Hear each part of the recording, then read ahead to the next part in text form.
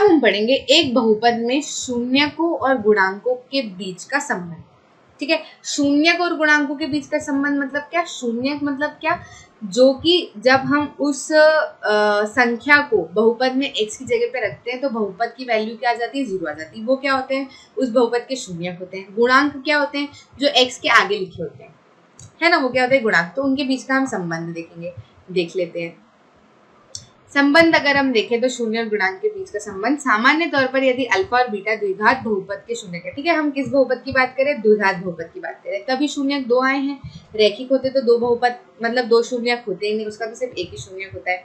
ठीक है, तो ठीक है, इसके शून्यक है तो आप जानते हैं कि x माइनस अल्फा और x माइनस बीटा जो इसके गुणनखंडन होंगे। हाँ, होते ही है ना कि अगर मैं लिख दूं x square plus 2x plus 2 अगर मैं लिख देती हूँ, है ना, तो हम क्या करते हैं? गुणन खंडन करते हैं ना कि x प्लस कुछ लिखते हैं और x प्लस कुछ लिखते हैं। फिर ये जो हमारे जो आते हैं वो क्या कहलाते हैं? शून्य कहलाते हैं। अगर आपको याद होगा तो कक्षा 9वीं में हमने बहुत अच्छे से इनको पढ़ा हुआ है ना। तो हम इसको क्या लिख सकते हैं? x माइनस अल्फा और x माइनस बीटा ही तो लिख सकते हैं। लिख सकते हैं कि नहीं लिख सकते? कोई परेशानी होगी क्या? नहीं होगी। ठीक है, ये सिर्फ इतना वही चीज ये कहना चाह रहे हैं। इसलिए A X square plus B X plus C equal to K alpha X minus alpha X minus beta, जहाँ के एक स्थिरांक है। ठीक है, इसको अभी रुकते हैं, इस चीज को हम बाद में समझेंगे। दोनों पक्षों के दो और अचर पदों के गुणांक की तुलना करने पर हमें प्राप्त होता है कि a इक्वल टू के, b इक्वल टू इतना, c इक्वल टू इतना। तो ये जो है इसका निकल के क्या आएगा? रिलेशन आएगा, संबंध आएगा। बस आप ज्यादा किसी मैटर में मत पढ़ो। ज्यादा में अगर हम डीप में घुसेंगे ना तो हमारा सारा 0 बटा सन्नाटा हो जाएगा। आपको जरूरत भी नहीं पड़ेगी इसकी। आपको सिर्फ कितनी जरूरत पड़ेगी कि आप सिर्फ इतना याद रखो कि अगर बहुपद कैसा है? द्विघात है और उसके 2 शून्यक है अल्फा और बीटा, तो अल्फा प्लस बीटा क्या हो जाएगा? माइनस बी बाय ए, और अल्फा इंटू बीटा क्या हो जाएगा? सी बाय ए। बस आपको इतना याद रखने की जरूरत है। इससे हमारे जो है क्या बोलते हैं, सारे के सारे जो हमारे प्रश्न हैं अधिकतर वो क्या हो जाएंगे? सॉल्व हो जाएंगे। ठीक है, आगे बढ़ते हैं। आगे बढ़ो और देखो द्विघात बहुपद। ठीक है, तो हमने क्या बोला कि अल्फा और बीटा जो है वो माइनस बी बाय है। मतलब क्या? Minus B. बी क्या होता है? एक्स का कोफिशिएंट होता है। लिख देती हूँ मैं यहाँ, अगर ये द्विघात बहुपद है ना। तो ये क्या बोल रहे हैं कि 2 शून्यक अगर इनके अल्फा और बीटा निकलते हैं तो अल्फा प्लस बीटा क्या हो जाता है? माइनस बी बाय ए हो जाता है, और अल्फा इंटू बीटा क्या हो जाता है? सी बाय ए हो जाता है। तो ठीक है, तो माइनस बी बाय ए हम क्या समझ सकते हैं कि एक्स वाले का जो गुणांक है उसका माइनस अपॉन में एक्स स्क्वायर का जो गुणांक है, ठीक है, वो क्या हो जाएगा? Alpha plus beta. ठीक है, और c बाय ए क्या हो जाएगा? c मतलब क्या? कांस्टेंट टर्म, मतलब जिसके पीछे x होता ही नहीं है, और अपॉन में same thing coefficient of x square, मतलब कोफिशिएंट मतलब क्या? गुणांक, एक्स स्क्वायर का गुणांक वो हो जाएगा। ठीक है, मैं बताती हूँ आपको, सॉल्व करके भी मैं सारी चीजें बताऊंगी। देखो ये उदाहरण आता है। ये उदाहरण हमें कह रहा है कि द्विघात बहुपद x square plus 7x plus 10 के शून्यक ज्ञात कीजिए और शून्यकों और गुणांकों के बीच संबंध की पुष्टि कीजिए। कर लेते हैं। ठीक है, तो ऐसे प्रश्नों में क्या करते हैं हम? क्या करते हैं? पहले बहुपदों को देख लेते हैं, फिर ये कह रहे हैं कि शून्यक को ज्ञात कीजिए। ठीक है, तो शून्यक को अगर हमको ज्ञात करना है तो हमको ऐसे तोड़ना तो बहुत अच्छे से आता है ना। शून्यक मतलब होता क्या है? शून्यक मतलब क्या होता है? शून्यक मतलब x की ऐसी वैल्यू होती है जो जब x में रखी जाए तो वो जो पूरा बहुपद है वो क्या आ जाए? 0 आ जाए, शून्य हो जाए, इसलिए उनका नाम क्या है? शून्यक है। ठीक है, तो अभी कह रहे हैं कि इसका शून्यक निकालो। तो क्या कर लेते हैं हम? क्या करेंगे? इसको बीच वाली टर्म को तोड़ लेंगे। बहुत अच्छे से हमको दिख रहा है कि 5x और 2x अगर हम करेंगे तो 5x इंटू 2x क्या आता है? 10x स्क्वायर, और इन दोनों का प्लस करके क्या आ जाता है? 7x। तो बस ठीक है, ये अगर आपको ये सीखना है कि आप ये इस तरीके के बहुपद या समीकरणों को किस तरीके से तोड़ सकते हो और उनके शून्य किस तरीके से ज्ञात कर सकते हो, तो प्लीज प्लीज प्लीज द्विघात समीकरण करके हमारा चैप्टर है, आप उसको देखना। ठीक है, उसको आप देखोगे तो उसके अंदर आपको बहुत सारी मेथड दी हुई है कि आप किस तरीके से कर सकते हो, किस तरीके से सॉल्व कर सकते हो, है ना। फिर इस पे आ जाना। ठीक है, तो हम क्या करेंगे? उसमें मैंने बहुत डीप तरीके से बताया कि आप कैसे सॉल्व करोगे, है ना। तो एक बार आप उसको देख लेना। अभी हम इसको सॉल्व करें तो हम क्या करेंगे, x इसमें से कॉमन ले लेंगे, x + 5 यहाँ आ जाएगा हमारा। x + 5 को हम वापस ऐसे के ऐसे लिख देंगे और क्या करेंगे, हम ऐसा नंबर ढूंढेंगे जिसका x में मल्टीप्लाई करें तो 2x आ जाए, तो 2 का मल्टीप्लाई करेंगे x में तो 2x आ जाएगा और अपने आप 10 भी आ जाएगा। 2 × 5 कितना हो जाता है, 10। ठीक है, फिर क्या हम करते हैं कि ये जो डब्बे हैं इनको अलग कर लेते हैं कि ये तो कॉमन है। फिर ये एक डब्बा हम बना लेंगे जिसमें इसको और इसको लिख लेंगे x + 2। ठीक है, ये हो जाएगा। तो हमारे शून्य क्या हो जाएंगे ना, हमारे शून्य x की वैल्यू क्या हो जाएगी, x की वैल्यू हो जाएगी एक तरफ 5, एक तरफ क्या आ जाएगी -2। क्यों ऐसा हम कर रहे हैं, क्योंकि शून्य क्या होते हैं, जो शून्य क्या होते हैं ऐसी x की वैल्यू होती है जो इसको क्या कर दे, 0 बना दे। तो अगर मैं x + 5 और x + 2 को क्या कर दूं, 0 के बराबर होंगे तभी वो शून्यक है ना। तो एक बारी क्या हो जाएगा, ये 0 के बराबर हो जाएगा और एक बारी क्या हो जाएगा, ये 0 के बराबर हो जाएगा। तो जब ये 0 के बराबर हो जाएगा तब x क्या आ जाएगा, -5, और जब ये 0 के बराबर हो जाएगा तब x क्या आ जाएगा, -2। ठीक है, तो हमारे 2 शून्यक निकल के आ जाएंगे। अब हमने शून्यक तो ज्ञात कर लिया, अभी क्या कहना है, शून्यकों और गुणांकों के बीच संबंध की पुष्टि कीजिए। ठीक है, तो पुष्टि अगर हमको करनी है तो हमको क्या बोला गया था कि द्विघात बहुपद में क्या होता है, जो रिलेशन होता है शून्य को और गुणांकों का, वो क्या होता है, अल्फा + बीटा। योग क्या होता है, योग जो होता है वो हमारा क्या होता है, -b/a, और जो हमारा गुणन होता है वो क्या होता है, c/a। तो हमारे अल्फा और बीटा क्या है, अल्फा तो आया है -5 और बीटा क्या आया है, -2। ठीक है, तो हम देख लेते हैं अल्फा + बीटा कितना है, आया है -5 -2। अगर हम करें तो ये कितना आता है, -7/1। अब हम देख लेते हैं कि -7/1 -b/a के बराबर है कि नहीं। तो a b इसमें अगर हम देखें तो a कितना है, 1, b कितना है, 7 और c कितना है, 10। ठीक है, तो -b/a कितना हो जाएगा, -b/a कितना हो जाएगा, -7/1। हाँ, तो अल्फा और बीटा भी तो -7/1 आ गया, तो ये तो हमने सिद्ध कर दिया। अभी क्या बोल रहे हैं, अल्फा × बीटा क्या आना चाहिए, c/a आना चाहिए। तो अल्फा × बीटा कितना हो जाएगा, अल्फा × बीटा कितना हो जाएगा, -5 × -2 कितना हो जाएगा, ये +10, है ना। किसके बराबर होना चाहिए, c/a के बराबर होना चाहिए। c/a चेक कर लेते हैं, c/a कितना हो जाएगा, c तो ये है और a ये है, तो c/a कितना हो जाएगा, 10/1, यानी कि 10 आ गया। 10 हमने सिद्ध कर दिया। ठीक है, पुष्टि हो गई कि नहीं हो गई। आगे बढ़ते हैं। आगे बढ़ के कह रहे हैं कि इस बहुपद में वही वाली सेम चीज करो। तो देखो, सबसे पहले तो हम क्या करते हैं, x² - 3। अब इसको थोड़ा व्यवस्थित ढंग से लिख लेते हैं। पिछला वाला क्वेश्चन मैंने आपको समझाने की किया, अब इसको आप व्यवस्थित ढंग से कैसे लिखोगे, इसमें सबसे पहले क्या निकाल लो, a निकाला कितना आया, 1। b निकालो, b कितना आया, 0। b 0 क्यों आया, क्योंकि द्विघात बहुपद कैसा होता है, ax² + bx + c के बराबर होता है। ठीक है, अब हमको यहाँ पे सिर्फ x वाली टर्म तो दिख ही नहीं दिख रही है ना। तो x वाली टर्म अगर नहीं दिख रही है मतलब क्या, x क्या है, 0 है ना। तो b भी क्या हो जाएगा, 0 ही मान लो आप उसको, है ना। और c कितना है, -3 हो गया। अब ये कह रहे हैं कि इसके शून्यकों को ज्ञात करो। तो x² - 3 को हम लिख सकते हैं x² - √3 का स्क्वायर। लिख सकते हैं कि नहीं लिख सकते हैं भैया, √3 × √3 क्या होता है, 3 होता है कि नहीं, है ना। तो हमने सिर्फ क्या किया, 3 को क्या कर दिया, और √3 × √3 को √3 का स्क्वायर लिख सकते हैं कि नहीं। तो बस हमने 3 को क्या कर दिया, √3 का स्क्वायर लिख दिया। इससे हमारा आसानी से शून्यक निकल जाएगा। हम इसको इसलिए ऐसा लिख रहे हैं। तो ये कैसा दिख रहा है, ये a² - b² की तरह दिख रहा है कि नहीं दिख रहा है, a² - b² की तरह दिख रहा है। तो a² - b² को याद आ रहा है कि नहीं, हम क्या लिख सकते हैं, a + b, a - b लिख सकते हैं कि नहीं। तो बस हमारे इस तरीके से शून्यक निकल जाएंगे। ये a है और ये b है, तो हम इसको लिख सकते हैं x - √3 और क्या, x + √3। ठीक है, अब अगर हम शून्यक निकाल रहे हैं तो ये शून्यक कब होंगे, जब ये बहुपद क्या हो, 0 के बराबर हो। है ना। तो हम क्या लिखेंगे, हम लिख देंगे कि एक बारी x माइनस रूट 3 0 के बराबर होगा और एक बारी x प्लस रूट 3 0 के बराबर होगा। तो जब ये 0 के बराबर होगा तो x कितना हो जाएगा रूट 3, और जब ये 0 के बराबर होगा तो x कितना हो जाएगा माइनस का रूट 3। ठीक है, तो हमारे दो शून्य निकल गए, एक तो क्या माइनस का रूट 3 और एक रूट 3। तो हम लिख सकते हैं कि नहीं, अल्फा हमारा क्या आ गया रूट 3 और बीटा हमारा क्या आ गया माइनस का रूट 3, है ना, क्योंकि अल्फा और बीटा क्या होते हैं, शून्य की होते हैं, है ना। तो अल्फा और बीटा हमारे निकल गए, हमने शून्य क्या कर लिए, ज्ञात कर लिए। अब ये कह रहे हैं गुणांकों के बीच संबंध की पुष्टि कीजिए। तो पिछली बारी जैसे गुणांकों के बीच संबंध की पुष्टि कैसे करेंगे, अल्फा प्लस बीटा क्या होना चाहिए, माइनस बी बाय ए के बराबर होना चाहिए।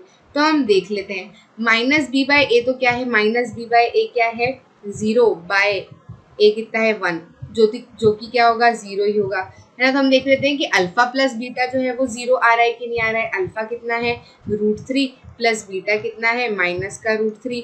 तो रूट 3 माइनस प्लस तो माइनस हो जाता है, रूट 3 माइनस रूट 3 क्या हो जाएगा 0। तो 0 बराबर 0 आ गया, मतलब ये क्या कर दिया हमने, इसको सिद्ध कर दिया। हो गया कि नहीं हो गया। अब हमको क्या करना है, दोनों की पुष्टि करना है। तो एक क्या होता है अल्फा इंटू बीटा बराबर कितना होता है सी बाय ए। तो सी बाय ए कितना है -3/1, है ना। तो मतलब पुष्टि अगर करनी है, सिद्ध अगर हमको करना है, तो हमको क्या अल्फा और बीटा भी, अल्फा इंटू बीटा भी क्या आना चाहिए -3 आना चाहिए। तो अल्फा कितना है √3 और बीटा कितना है माइनस का √3। तो √3 इंटू √3 तो 3 हो जाता है, ये प्लस का है माइनस का, इसका आगे क्या आ जाएगा माइनस। तो ये दोनों भी बराबर आ गए। ठीक है, मतलब क्या हमारे अल्फा और बीटा क्या निकले, सही निकले। क्यों सही निकले, क्योंकि इनके जो संबंध है आपस में वो बराबर निकल के आ गए। ठीक, आगे बढ़े। अब ये बोल रहे हैं कि एक द्विघात बहुपद ज्ञात कीजिए जिसके शून्यकों का योग -3 है, क्रमशः है, मतलब पहला वाला जो है वो पहले वाले की बात करेगा, दूसरा वाला जो है वो दूसरे की बात करेगा। ठीक, तो योग कितना है -3 और गुणनफल कितना है 2। ठीक है, तो शून्य क्या होते हैं अल्फा और बीटा। ठीक है, तो अब ये क्या कह रहे हैं कि योग जो है इनका वो कितना है -3 और गुणनफल जो है इनका वो कितना है 2। तो अब देखो अल्फा प्लस बीटा, किसी भी द्विघात बहुपद में अल्फा प्लस बीटा क्या होते हैं -b/a होते हैं कि नहीं। इनका संबंध हमको याद है ना, अल्फा प्लस बीटा होता है -b/a और अल्फा इंटू बीटा क्या होता है c/a, है ना। तो -b/a क्या हो जाएगा -3 और अल्फा इंटू बीटा कितना हो जाएगा c/a, जो कि क्या हो जाएगा 2। ठीक है, तो हमने इस तरीके से क्यों लिखा भैया, क्योंकि अगर हमको बहुपद ज्ञात करना है ना, ये कह रहे हैं बहुपद ज्ञात कीजिए, तो बहुपद क्या ज्ञात करना है, बहुपद तो ऐसा कुछ होगा, है ना। तो इसके लिए हमको ए बी सी की जरूरत पड़ेगी ना, इसलिए हमने उसको इस तरीके से लिखा है। ठीक है, क्वेश्चन करते टाइम ध्यान रखा करो कि हम ये कर रहे हैं तो क्यों कर रहे हैं, है ना। तो अगर हमने देखा कि -b/a और ये क्या है c/a हो गया, तो अगर हम देखें कि a को अगर हम 1 रख देते हैं, मान लीजिए a को अगर हम 1 रख देते हैं इसमें, तो ये कितना हो जाएगा -b/1 जो कि हो जाएगा -3। तो b कितना हो जाएगा, माइनस माइनस कट जाएगा और हो जाएगा 3। ठीक है, a को यहाँ पर भी मतलब दोनों में ही 1 रखना है, ये अपॉन में भी इसके 1 आ जाएगा, तो ये कितना हो जाएगा 2, c कितना हो जाएगा 2। ठीक है, तो हम क्या कह सकते हैं कि अगर a 1 है तो b क्या हो सकता है 3 हो सकता है और c क्या हो सकता है 2 हो सकता है। ठीक है, तो ऐसे केस में बहुपद क्या बन जाएगा, बहुपद तो ऐसा दिखता है द्विघात बहुपद। ठीक है, इसमें a की वैल्यू 1 रखी तो हो गया x², b की वैल्यू 3 रखी तो हो गया 3x और ये, तो ये हमारा बहुपद निकल के आ जाएगा। अब हम क्या कह सकते हैं कि ये बहुपद कई तरीके के हो सकते हैं। ठीक है, अब इसमें ये और कैसे हो सकते हैं, इसके आगे अगर मैं k लगा दूं, जो कि k जो है वो कोई भी नंबर हो सकता है। ठीक है, तो वो भी बहुपद माने जाएंगे जिनका योग क्या है -3 और 2। ठीक है, मतलब कि अगर k 2 होता है तो ये 2x² प्लस 3x प्लस 2 जैसे भी लिखा जा सकता है। कैसे लिखा जा सकता है, 2x² प्लस 3x प्लस 2 जैसे भी लिखा जा सकता है। सॉरी, 2 का मल्टीप्लाई करेंगे तो कितना हो जाएगा 6x और ये कितना हो जाएगा 4, इस तरीके से भी लिखा जा सकता है। तो अल्टीमेटली तो ये x² प्लस 3x प्लस 2 ही होगा ना, 2 से अगर डिवाइड कर देंगे तो यही आएगा ना। ठीक है, मतलब ये क्या कहना चाहते हैं इससे, अगर आप एनसीईआरटी में देखोगे तो आपको ये चीज भी इसके आगे लिखी दी गई होगी। तो इसका मतलब क्या है कि बहुपद और भी तरीके के हो सकते हैं जिनका योग और गुणनफल जो है -3 और 2 है। अंतर मतलब सिर्फ इतना होगा कि आप जब उसको किसी नंबर से डिवाइड कर दोगे ना तो वो बन के यही आना है। ठीक, आगे बात समझ में, आगे बढ़े। मतलब हम क्या कर सकते थे यहाँ पर, हम ये कहना चाह रहे हैं कि ए को 2 भी रख सकते थे या कुछ भी हम कर सकते थे। ठीक है, अभी हम ए को क्या रखा है 1। ठीक, आगे बढ़े, आगे बढ़ते हैं। शून्य और गुणांक के बीच का संबंध। अब हमने क्या किया, अभी तक तो हमने क्या किया था, द्विघात बहुपद में शून्य और गुणांक के बीच का संबंध देखा था, जो कि उसके दो शून्य थे। तो हमने बोला था alpha plus beta minus B by A होता है, और अल्फा इंटू बीटा कितना होता है सी बाय ए। ये किसके केस में था, ये जो है ये ना रैखिक बहुपद के केस में है ना त्रिघात बहुपद के केस में। ये सिर्फ और सिर्फ ये दोनों लागू किसके केस में होते हैं, द्विघात बहुपद के केस में लागू होते हैं, ये भूलना मत। ठीक है, अभी हम किसकी बात करेंगे, त्रिघात बहुपद की बात करेंगे। देखो रैखिक की तो हमने बात ही नहीं की, क्यों नहीं की, क्योंकि उसका तो एक ही होता है ना, एक ही उसका तो अल्फा और बीटा, तो उसके दो तो शून्य आते ही नहीं है, एक ही शून्य आता है। ठीक है, तो हम इनके जो संबंधों की बात करेंगे वो सिर्फ द्विघात और त्रिघात के लिए बात करेंगे। द्विघात की हमने बात कर ली, त्रिघात की अब हम बात करते हैं। तो ये कह रहे हैं अगर 3 इसके शून्यक होते हैं तो एक और इनने ऐड कर दिया यहाँ गामा, और कह दिया alpha plus beta plus gamma minus B by A होगा। इनके प्रोडक्ट का योग जो है वो सी बाय ए होगा, और तीनों का आपस में गुणनफल कितना होगा, माइनस डी बाय ए होगा। भाई डी भी आएगा इसमें, देख लो आप, इसका जो है वो जनरल रूप इस तरीके से होता है। द्विघात का जनरल रूप इस तरीके से होता है, वो सी पे ही खत्म हो जाता है। यहाँ पे भाई सी तो के साथ में तो एक्स आता है ना, और डी आ जाता है। ठीक है, बस वही चीज हम यहाँ पे करेंगे, सत्यापति करें कि 3 -1 और -1/3 का घन बहुपद की घन बहुपद के शून्यक है, और फिर शून्य और गुणांकों के बीच का संबंध को सत्यापित करें। ठीक है, तो ये बताइए, ये कहना चाह रहे हैं कि आप इसमें ये सत्यापित करें, सिद्ध करें कि 3 -1 और -1/3 किसके शून्यक है। ठीक है, तो भाई अगर ये के शून्यक है तो मतलब क्या, एक बारी हम क्या करेंगे, 3x की जगह पे रख के देख लेंगे, एक बारी हम -1x की जगह पे रख के देख लेंगे, एक बारी हम -1/3x की जगह पे रख के देख लेंगे। ठीक है, तो जिन में ये जो पूरा बहुपद है ये 0 आ जाता है, मतलब क्या, वो उसके शून्य कहलाएंगे, क्योंकि शून्य का तो अर्थ ही ये होता है कि जब आप उसको x की जगह पे रख दो तो जो बहुपद है उसकी वैल्यू क्या आ जाए, 0 आ जाए, है ना। तो अगर वो 0 आ जाते हैं तो शून्य ये जो नंबर है क्या कहलाएंगे, उनके शून्य कहलाएंगे। अगर 0 नहीं आते हैं तो वो नंबर उसके शून्य नहीं कहलाएंगे। करके देख लेते हैं, एक बारी हम क्या कर लेते हैं, x को क्या रख लेते हैं, 3 रख के देख लेते हैं। ठीक है, इसमें रख के देख लेते हैं, है ना। किसमें px हमको क्या दे रखा है, 3x³ -5x² -11x -3, है ना। तो हम क्या कर लेते हैं, p में एक बारी x की जगह क्या रख लेते हैं, 3 रख लेते हैं। तो 3 × 3 का क्यूब -5 × 3 का स्क्वायर -11 × 3 -3।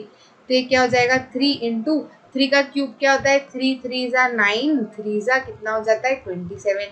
यहाँ क्या लिख देंगे हम 27 -5 × 3 3 क्या हो जाता है, अगर इतना ही देखें तो क्या हो जाता है 9 -11 3 कितना हो जाता है 33 -3।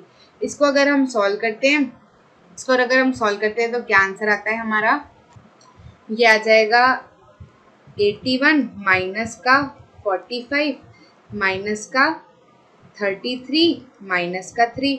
इसको आप करोगे तो ये 0 आएगा। ठीक है, तो अगर ये 0 आ जाता है तो हम क्या कह सकते हैं कि जब x की इस वाले बहुपद में जब x की जगह पे 3 रखा गया तो ये 0 आ गया। इसका अर्थ क्या है, 3 जो है इस बहुपद का एक शून्यक है। ठीक है, अब हम दूसरे की बात कर लेते हैं। दूसरे की बात अगर हम करें तो हम क्या करेंगे, -1 रख के देखेंगे, सीधे ही रख के देख लें, है ना। 3 × -1 का क्यूब -5 × -1 का स्क्वायर -11 × -1 -3। 3 माइनस इंटू क्या आ जाएगा, ये तो -1 ही आ जाएगा। -5 इंटू ये क्या हो जाएगा, ये 1 हो जाएगा। -11 इंटू क्या, -1 -3।